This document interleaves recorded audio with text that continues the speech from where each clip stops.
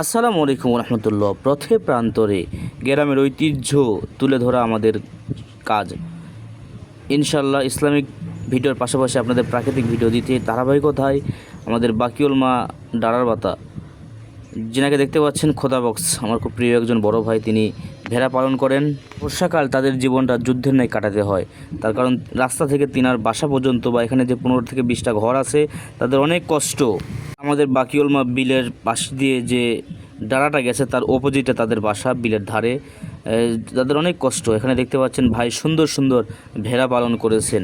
এটা পারাপার করতে হয় কিন্তু তার চারি দিয়ে, এটাকে চারি বলা হয় যেটাতে পারাপার করা হচ্ছে। এবং আমার নিজেরও এরকম একটা চারি আছে। আমি আত্মারাই যিনারা দায়িত্বশীল আছেন তাদের দৃষ্টি আকর্ষণ করছি, এখানে একটা ব্রিজের ব্যবস্থা যদি করা যেত, 15 থেকে 20টা ঘর যে পরিবার আছে তাদের স্বাচ্ছন্দ্যে তাদের জীবনটা কাটতো। দেখুন কত কষ্ট করে তারা জীবনযাপন করছে।